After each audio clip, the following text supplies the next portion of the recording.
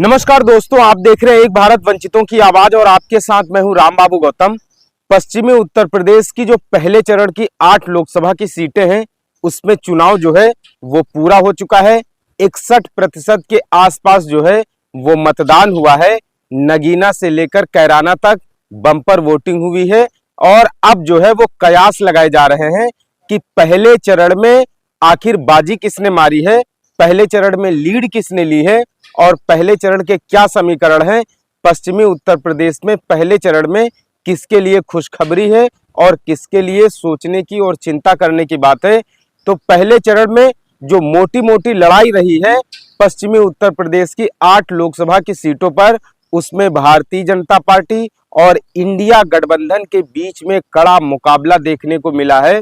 नगीना एक ऐसी लोकसभा सीट है, वहां पर छोड़ करके बाकी की जो बची हुई 7 लोकसभा की सीटें हैं इनमें आमने सामने से नेक टू नेक जो फाइट हुई है वो भाजपा और इंडिया गठबंधन के बीच में टक्कर हुई है। अब सवाल उठता है कि भाजपा और इंडिया गठबंधन के बीच में जब टक्कर हुई है तो उसमें से आगे कौन है, पीछे कौन है, लीड कौन ले रहा है। लेकिन इन सब के अलावा एक और सीट भी ऐसी है, बिजनौर की लोकसभा सीट, जहां पर चौधरी विजेंद्र सिंह को बहुजन समाज पार्टी ने प्रत्याशी उतारा था। काफी मजबूत प्रत्याशी हैं और इन सब के अलावा वो जो है वो आरएलडी से छोड़ करके बिजनौर लोकसभा, आरएलडी छोड़ करके बसपा में शामिल हुए थे और मायावती ने जो है उनको बिजनौर में प्रत्याशी बनाया था। तो बिजनौर लोकसभा सीट पर बसपा भी लड़ाई में है। बहुत सारी ऐसी सीटें हैं जहां पर दलित मुस्लिम गठजोड़ इंडिया गठबंधन के साथ है और जो है भाजपा के साथ जो है वो कुछ ओबीसी वोटर और अपर कास्ट का वोटर है। लेकिन इन सब के बीच में ठाकुर मतदाताओं की नाराजगी भी पहले चरण में काफ़ी ज़्यादा भाजपा के ऊपर भारी पड़ी है। मुजफ्फरनगर में जिस तरीके से ठाकुरों ने मोर्चा खोला, इसके अलावा और भी पश्चिमी उत्तर प्रदेश की कई सीटों पर ठाकुर मतदाताओं की जिस तरीके से भाजपा के खिलाफ नाराजगी देखने को मिली है, वीके सिंह का टिकट कटने से लेकर के दूसरी लोकसभा सीटों पर जिस तरीके से ठाकुर प्रत्याशियों के टिकट काटे गए, उससे पश्चिमी उत्तर प्रदेश में एक ठाकुर मतदाताओं के बीच में नाराजगी की जो लहर उठी है वो पहले चरण में भारतीय जनता पार्टी के ऊपर भारी दिखती हुई दिखाई पड़ रही है। अब मैं आपको कुछ सीटों के समीकरण बताता हूं, वहां से कौन कौन प्रत्याशी रहा, किसको किस पार्टी ने प्रत्याशी बनाया और कौन जो है वहां के कैसे समीकरण है, किस पे भारी पड़ रहा है।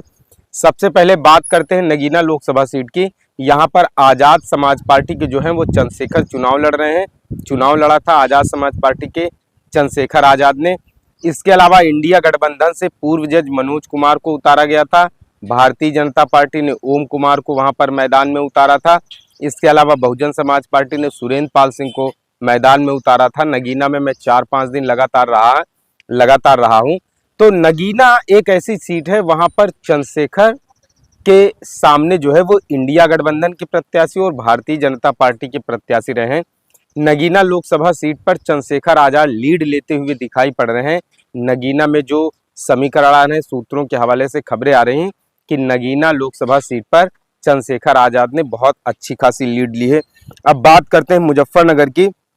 मुजफ्फरनगर में संजीव बालियान को जो है वो भारतीय जनता पार्टी ने अपना प्रत्याशी बनाया। संजीव बालियान मुजफ्फरनगर से 2 बार के विधायक रहे हैं।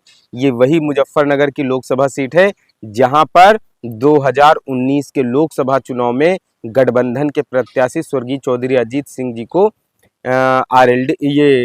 संजीव बालियान ने हराया था। तो संजीव बालियान जाट नेता हैं, 2 बार से वहां पर सांसद रह चुके हैं। इनको बीजेपी ने जो है वहां प्रत्याशी जो है बनाया है। उसके अलावा हरेंद्र मलिक जो है ये गठबंधन की तरफ से प्रत्याशी हैं, जाट नेता ये भी हैं। बहुजन समाज पार्टी ने मुजफ्फरनगर में दारा सिंह प्रजापति को मैदान में उतारा है। अब वहां पर देखिए मुजफ्फरनगर में जो टक्कर चल रही है वो सीधे सीधे भाजपा और इंडिया गठबंधन के बीच में टक्कर चल रही है। दारा सिंह प्रजापति वहां पर लड़ाई में नहीं है। संजीव बालियान 2 बार के सांसद हैं। हरेंद्र मलिक जो है वो भी जाट नेता है और कई बार विधायक रह चुके हैं। मुजफ्फरनगर की जो सीट है वो जाट और मुस्लिम बाहुल्य सीट है। मुजफ्फरनगर काफी ज्यादा चर्चित सीट रही है। यहाँ पर लड़ाई जो है वो भाजपा और इंडिया गठबंधन के बीच में सीधी सीधी जो है वो टक्कर है। दूसरा एक है, इसके अलावा यहाँ पर मुजफ्फरनगर में सुरेश राणा के साथ संजीव बालियान का एक विवाद हुआ था, जिसके बाद से जो ठाकुर मतदाता हैं वो काफी ज्यादा नाराज हैं। तो ठाकुर मतदाता अगर शिफ्ट होकर के पूरी तरीके से इंडिया गठबंधन के साथ आते हैं तो यहाँ पर संजीव बालियान के लिए मुश्किल भी हो सकती है। अब आइए सहारनपुर लोकसभा सीट पर। सहारनपुर लोकसभा सीट से इमरान मसूद को जो है गठबंधन ने अपना प्रत्याशी बनाया है। सहारनपुर जो लोकसभा सीट थी, ये यहाँ से फजलुर रहमान जीते थे पिछली बार 2019 के लोकसभा चुनाव में। जब सपा बसपा का गठबंधन था तो बसपा के फजलुर रहमान जीते थे, लेकिन इस बार जो है सहारनपुर में इमरान मसूद को जो है वो टिकट दिया गया है।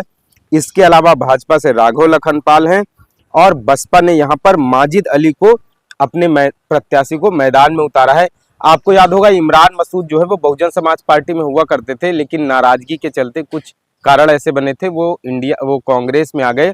तो इमरान मसूद जो है वो अच्छा खासा बड़ा चेहरा है, पश्चिमी उत्तर प्रदेश का मुस्लिम चेहरा, उनके साथ काफी बड़ी संख्या में सपोर्टर भी हैं। सहारनपुर में बसपा को एक झटका लगा था। यहाँ पर पूर्व जिला पंचायत अध्यक्ष जो अनीता चौधरी हैं, ये भाजपा में चली गई थी और रविंद्र मोलू ये भी पूर्व विधायक रहे थे, ये भी जो है वो भाजपा में चले गए। तो अब सहारनपुर में जो लड़ाई बन रही है, नेक टू नेक फाइट बन रही है, वो भाजपा और इंडिया गठबंधन में है। तो सहारनपुर जो है मुस्लिम बाहुल्य सीट है, यहाँ पर इंडिया गठबंधन के प्रत्याशी इमरान मसूद भारी पड़ सकते हैं राघव लखनपाल पे।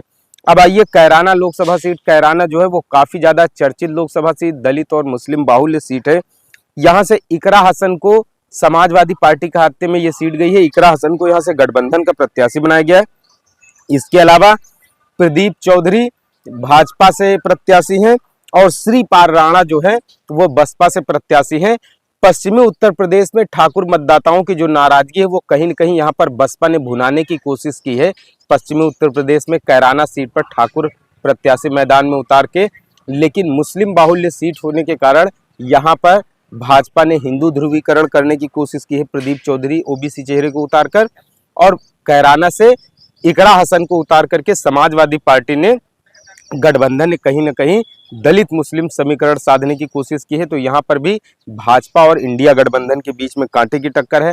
अब आइए बिजनौर लोकसभा सीट पर। बिजनौर जिसके बारे में मैं अभी आपसे बात कर रहा था कि बिजनौर लोकसभा सीट पर लड़ाई जो है मुख्य मुकाबला भाजपा और इंडिया गठबंधन के बीच में है, लेकिन यहाँ पर मुकाबला त्रिकोणीय भी बनता हुआ दिखाई दे रहा है, क्योंकि चौधरी विजेंद्र सिंह जो कुछ दिनों पहले जो है वो आरएलडी छोड़ करके बसपा में शामिल हुए थे और काफी मजबूत और आर्थिक रूप से सशक्त प्रत्याशी हैं। इनकी जो है वो एफिडेविट में करीब 50 करोड़ से ज्यादा इनकी संपत्ति है और ये काफी मजबूत प्रत्याशी है। आरएलडी से बसपा में आए थे, तो बिजनौर की लोकसभा सीट पर ये अच्छा खासा जो है चुनाव लड़ रहे हैं। 1989 में बिजनौर से मायावती जो है वो सांसद चुन के भी गई थी। बिजनौर की लोकसभा सीट जो है वो दलित मुस्लिम समीकरण वाली सीट है। तो यहाँ जो है बिजनौर में चौधरी विजय सिंह टक्कर दे रहे हैं, लेकिन यहाँ पर भी जिस तरीके से भाजपा के खिलाफ माहौल बना है उस तरीके में भाजपा और इंडिया गठबंधन में टक्कर है। लेकिन चौधरी विजय सिंह भी अगर बाजी मार ले जाएं तो कोई हैरान करने वाली बात नहीं होगी। अब आइए मुरादाबाद लोकसभा सीट भी काफी चर्चित रही थी। यहाँ पर समाजवादी पार्टी ने अपने पुराने प्रत्याशी वहां से मौजूदा सांसद एसटी हसन का टिकट काट करके रुचि वीरा को दे दिया गया था। रुचि वीरा के बारे में बताया जा रहा था वो आजम खान के काफी करीबी हैं, काफी हो हल्ला हुआ था। एसटी हसन ने नामांकन भी अपना दाखिल कर दिया था, लेकिन उसके बाद एसटी हसन ने कहा था कि पार्टी का जो फैसला है वो उसके साथ है। तो यहाँ पर समाजवादी पार्टी से रुचि वीरा को मैदान में उतारा है। सर्वेश सिंह बीजेपी से प्रत्याशी हैं और इरफान सैफी जो है वो मुस्लिम प्रत्याशी हैं बसपा की तरफ से। तो बसपा ने यहाँ कहीं ना कहीं मुस्लिम वोटों को अपने पाले में लाने की कोशिश की है। भारतीय जनता पार्टी ने हिंदू वोटों का ध्रुवीकरण करने की कोशिश की है, और इन सब के अलावा रुचि वीरा जो है वो भी जो है हिंदू प्रत्याशी हैं। तो कहीं न कहीं जो है इंडिया गठबंधन ने यहाँ पर बहुत बड़ी जो है वो समीकरण बैठा है। एक तरफ से रुचि वीरा हिंदू प्रत्याशी को दे करके मुस्लिम जो महिला वोटर हैं, उसके अलावा जो दूसरे हिंदू वोटर हैं उनको पाले में लाने की कोशिश की गई है। भाजपा के खिलाफ जो मुस्लिम वोट है उसको पाले में लाने की कोशिश की गई है। तो मुरादाबाद में भी बीजेपी और इंडिया गठबंधन के बीच में कड़ा मुकाबला है। अब आ जाइए रामपुर में भाजपा ने घनश्याम लोधी को अपना प्रत्याशी उतारा है। इन सब के अलावा मौलाना मुहिबुल्ला को समाजवादी पार्टी ने अपना प्रत्याशी उतारा है, और इन सब के अलावा बसपा ने जो है वो जीशान खान को प्रत्याशी उतारा है। रामपुर में तीसरे प्रत्याशी की कोई गुंजाइश नहीं है, सीधे दो प्रत्याशियों में टक्कर है, भाजपा के घनश्याम लोधी दूसरे जो है मौलाना मुहिबुल्लाह के बीच में कड़ी टक्कर है। रामपुर जो है सपाइयों का गढ़ कहा जाता है। वहां पर हालांकि रामपुर में आजम खान के कुछ जो है करीबी नेता समाजवादी पार्टी के फैसले से नाराज चल रहे थे। ऐसी खबरें आई थी कि रामपुर में आजम खान चाहते थे कि वहां के जो वो समाजवादी पार्टी के जो प्रमुख हैं अखिलेश यादव, वो रामपुर से चुनाव लड़े, लेकिन वहां पर रामपुर में मौलाना मुहिबुल्लाह को जो है समाजवादी पार्टी ने अपना प्रत्याशी बनाया। तो रामपुर जो है वो सपाइयों का गढ़ कहा जाता है, इसलिए यहाँ पर भी सपा और भाजपा के बीच में कड़ी टक्कर है। देखना यहाँ पर कौन बाजी मारेगा। अब आ जाइए पीलीभीत। पीलीभीत से दरअसल 2019 में वरुण गांधी जो है वो सांसद चुने गए थे और इस बार जो है भाजपा ने वरुण गांधी का टिकट काट करके जितिन प्रसाद को मैदान में उतारा है और भगवत शरण गंगवार को समाजवादी पार्टी की तरफ से इंडिया गठबंधन की तरफ से प्रत्याशी बनाया गया है। अनीस अहमद खान बसपा से प्रत्याशी हैं। पीलीभीत लोकसभा सीट इसलिए चर्चित है क्योंकि वरुण गांधी लगातार मोदी सरकार पर सवाल उठा रहे थे। किसानों, गरीबों, मजदूरों, बेरोजगारों की समस्याओं को लेकर के लगातार वो हमला कर रहे थे मोदी सरकार पर, इसीलिए उनका टिकट काट दिया गया। पीलीभीत से जो है वो वरुण गांधी का टिकट काट के भाजपा ने जितिन प्रसाद को मैदान में उतारा है। एक और खासियत है, पीलीभीत से ही अखिलेश यादव ने अपने चुनाव प्रचार का आगाज किया था। तो पीलीभीत से वरुण गांधी ने एक चिट्ठी भी लिखी थी। उन्होंने कहा था कि पीलीभीत की जनता को वो कभी छोड़ेंगे नहीं, अकेले नहीं छोड़ेंगे। पीलीभीत बहुत इमोशनल लोकसभा सीट है। यहाँ पर भारतीय जनता पार्टी के खिलाफ जो है वो बहुत भयंकर नाराजगी है।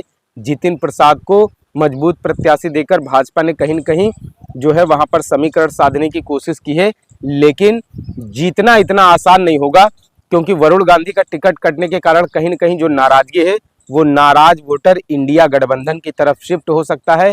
भाजपा की वहां पर जो है मुसीबत, भाजपा की मुश्किलें बढ़ सकती हैं। तो पश्चिमी उत्तर प्रदेश की ये जो 8 लोकसभा की सीटें हैं, इनमें सीधी सीधी neck to neck fight Bhajpa और इंडिया गठबंधन के बीच में है। नगीना में चंद्रशेखर आजाद मुख्य लड़ाई में है। बिजनौर में बीजेपी का प्रत्याशी जो बसपा का जो प्रत्याशी है चौधरी विजय सिंह, वो टक्कर दे सकते हैं। लेकिन ओवरऑल अगर देखा जाए तो पहले चरण की जो भी 8 लोकसभा की सीटें हैं वहां भाजपा और इंडिया गठबंधन के बीच में कड़ा मुकाबला है। भारतीय जनता पार्टी के खिलाफ जिस तरीके से गरीबी, महंगाई है, बेरोजगारी है, पेपर लीक है, सिलेंडर के और तेल के दाम बढ़े हैं, इन सब चीजों मुद्दों को लेकर के चुनाव हो रहा है।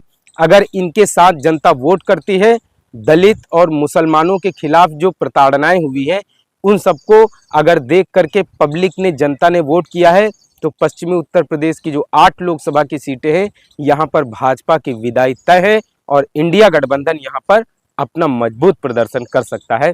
आपसे अपील है, आप एक भारत को शेयर और सब्सक्राइब करते रहें, जिससे कि शोषितों, पीड़ितों, वंचितों और मजलूमों की आवाज को सत्ता तक पहुंचाया जा सके। धन्यवाद।